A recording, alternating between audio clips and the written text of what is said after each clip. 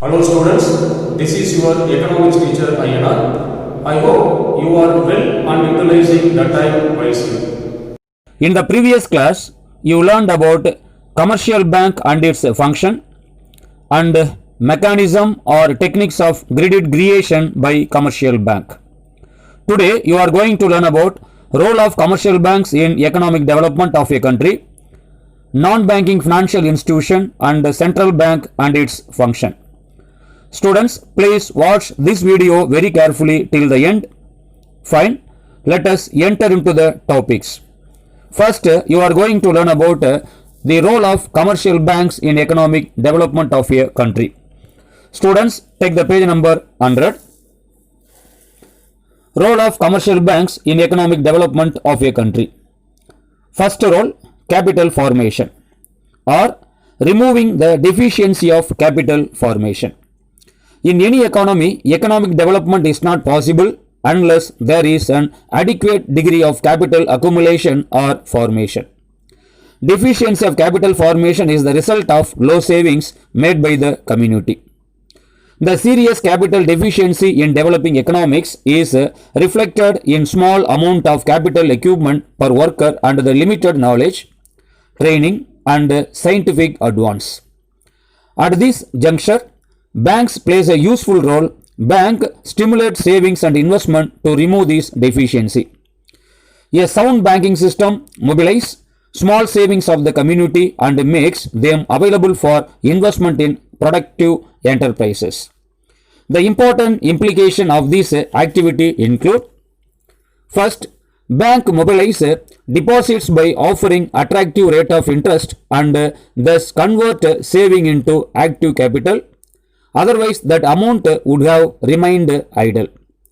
Second, banks distribute these savings through loan among productive enterprises which are helpful in nation building.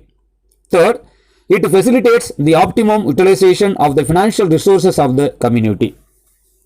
Here, banks plays an important role in capital formation, which is essential for the economic development of a country. They mobilize the small savings of the people scattered over a wide area through their network of branches all over the country and make it available for productive purpose. Nowadays, banks offer very attractive schemes to induce the people to save their money with them and bring the savings mobilized to the organized money markets. If the banks do not perform this function, savings either remains idle or used in creating other assets, example gold, which are low in scale of planned priorities. Second, creations of credit or provision of finance and credit. Banks create credit for the purpose of providing more funds for development project.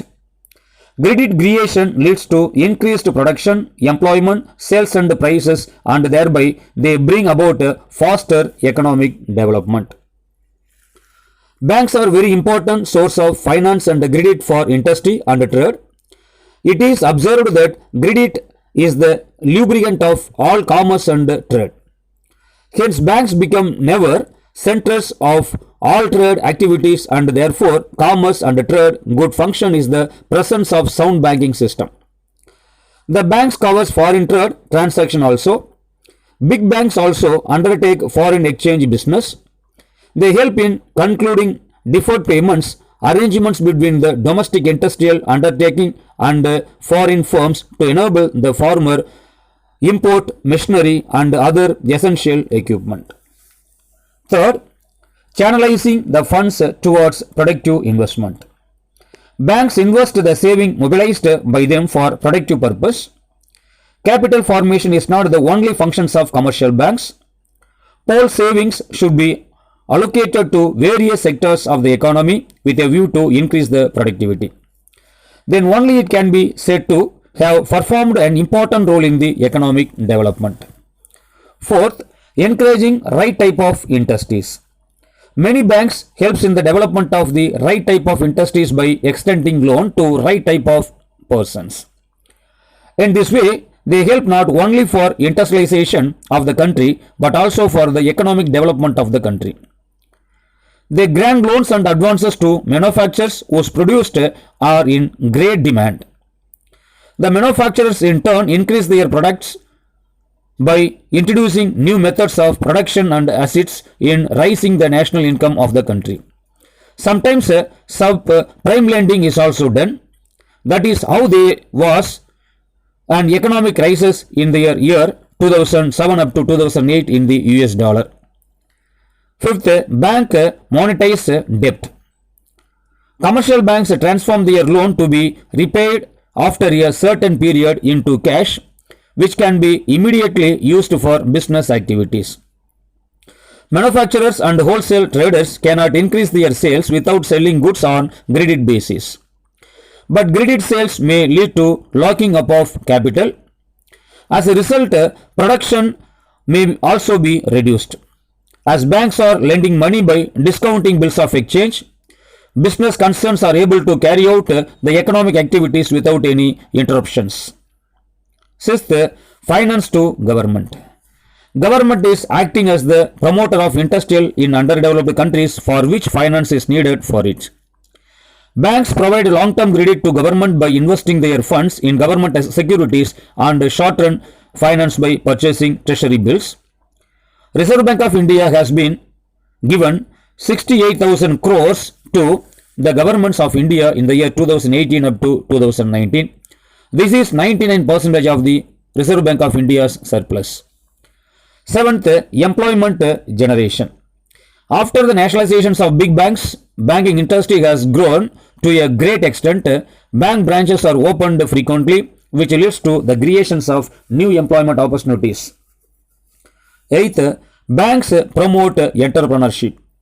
In recent days, banks are assumed the role of developing entrepreneurship, particularly in developing countries like India, by inducing new entrepreneur to take up the well-formulated project and the provision of counseling service like technical and managerial guidance. Banks provides 100% of credit for a worthwhile project which is also technically feasible and economically viable. Thus, commercial banks help for the development of entrepreneurship in the country. Students, next we will discuss non-banking financial institution. A non-banking financial institution or non-bank financial company is a financial institution that does not have a full banking license or is not supervised by the Central Bank or Reserve Bank of India. The non-banking financial institution do not carry on pure banking business, but they will carry on other financial transaction. They revise deposits and gives loans. They mobilize people's savings and use the funds to finance expenditure on investment activities. In short, they are institutions which undertake borrowing and lending. They operate in both the money and the capital markets. Non-banking financial institution can be broadly classified into two categories, like stock exchange and other financial institutions. Under the latter category comes finance companies, finance corporation, sit funds, building societies, issue houses, investment trust and unit trust and insurance companies. Lastly, you are going to learn about central bank and its function. Students, take the page number 102, Central Bank. The banking system of a country can work systematically in coordinated manner only if there is an apex institution to direct the activities of the bank. Such apex institution is popularly known as central bank. The central bank of the country is an autonomous institution entrusted with the power of the control and supervision. It controls the monetary and the banking system of the country. After World War II, the International Monetary Conference held at Brussels in 1929 recommended the setting up of a central bank in every country. The central bank of our country, known as Reserve Bank of India, was set up in 1935. The Central Bank of England, called Bank of England, was established in 1694. It is known as the mother of central banks, since it provides the fundamental of the art of central banking. The Central Bank of France, called Bank of France, was founded in 1800. The USA established a central banking system in the form of a Federal Reserve Bank in 1914. A central bank, reserve bank, or monetary authority is an institution that manages a state's currency, money supply, and interest rates. Central banks also usually oversee the commercial banking system of their respective countries. According to Smith, the primary definition of central banking is a banking system in which a single bank has either complete control or a residuary monopoly of note issue.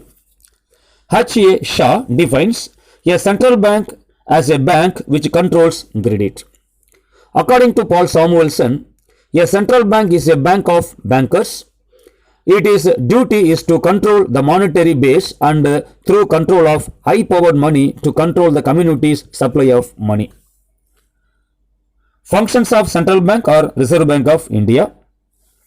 The main functions of central bank are common all over the world, but the scope and content of policy objectives may vary from country to country and from period to period depending on the economic situations of the respective country. Generally, all the central banks aims at achieving economic stability along with a high growth rate and a favorable external payment positions through proper monetary management. Here, the Reserve Bank of India (RBI) is India's central banking institution which controls the monetary policy of the Indian rupee. It commenced its operation on 1st April 1935 in accordance with the Reserve Bank of India Act 1934. The original share of capital was divided into shares of 100 rupees each fully paid, which were initially owned entirely by private shareholders. Following India's independence on 15th August 1947, the RBI was nationalized on 1st January 1949. The common functions of central banks are discussed below. First, monetary authority. It controls the supply of money in the economy to stabilize economic rate, maintain healthy balance of payments, attain financial stability, control inflation, strengthening banking system. Second, the issuer of currency or regulator of currency. The objective is to maintain the currency and credit system of the country. It is the sole authority to issue currency. It also takes action to control the circulations of fake currency. The issue of paper money in the most important functions of a central bank.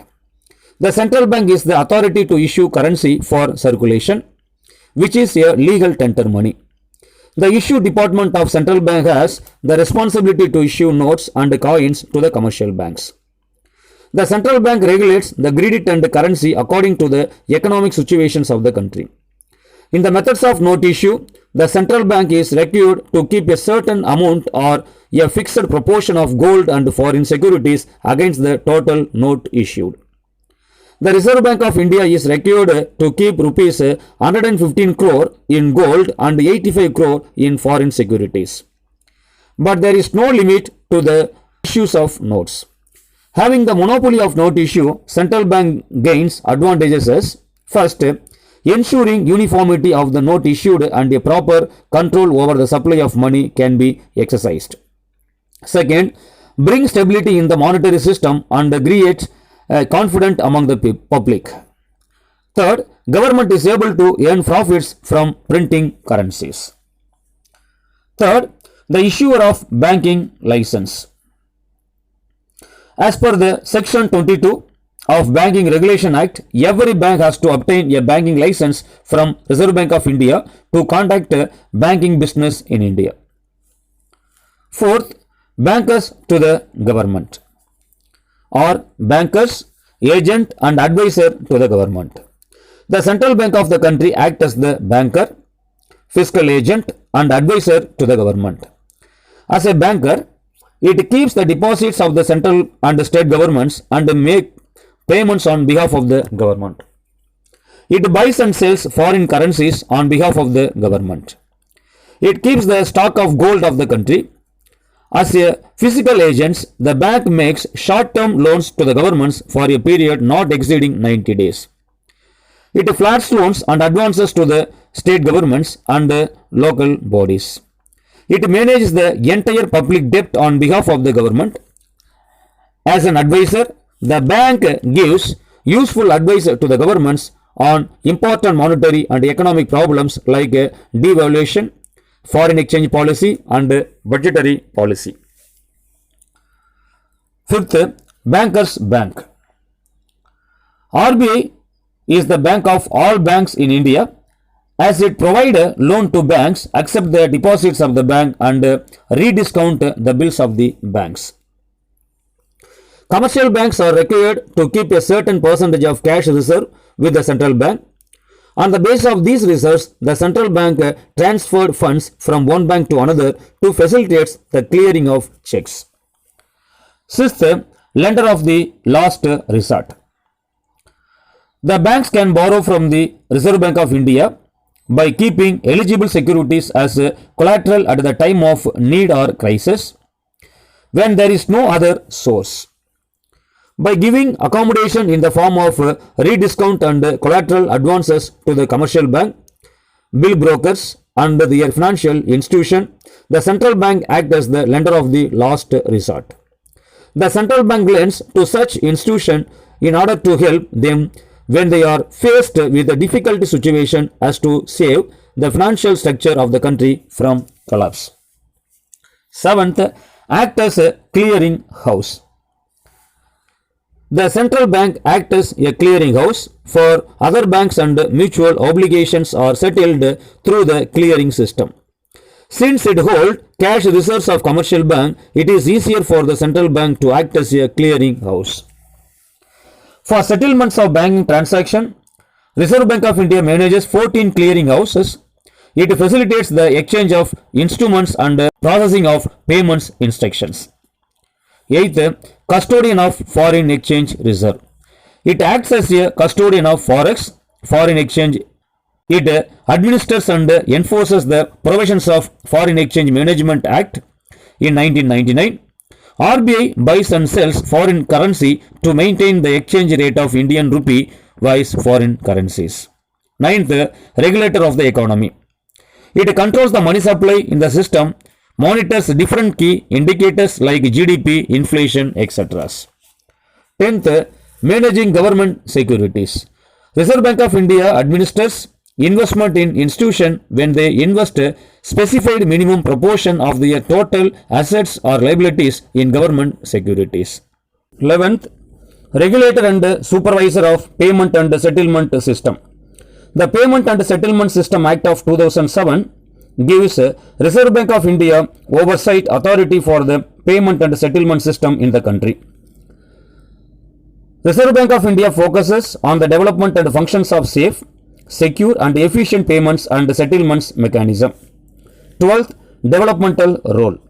This role includes the development of the quality banking system in India and ensuring that credit is available to the productive sectors of the economy.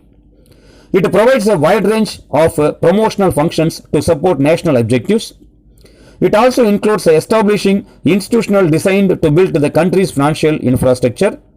It also helps in expanding access of affordable financial service and promoting financial education and literacy. 13. Publisher of monetary data and other data. Reserve Bank of India maintains and provides all essential banking and other economic data, formulating and critically evaluating the economic policies in India. Reserve Bank of India collects, collates and publishes data regularly.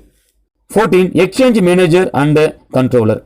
Reserve Bank of India represents India as a member of the International Monetary Fund or IMF.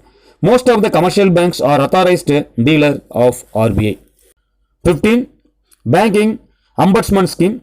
Reserve Bank of India introduced the Banking Ombudsman Schemes in 1995. Under these schemes, the complainants can file their complaints in any form, including online, and can also appeal to the ombudsman against the and the other decisions of the bank. Last functions of Reserve Bank of India: Banking Courts and Standard Board of India. To measure the performance of banking against courts and standard based on established global practices, the RBI has set up the Banking Courts and Standard Boards of India, BCSBI. That's all for today. We will continue in the next class. Freeze the assignment by clicking the link below.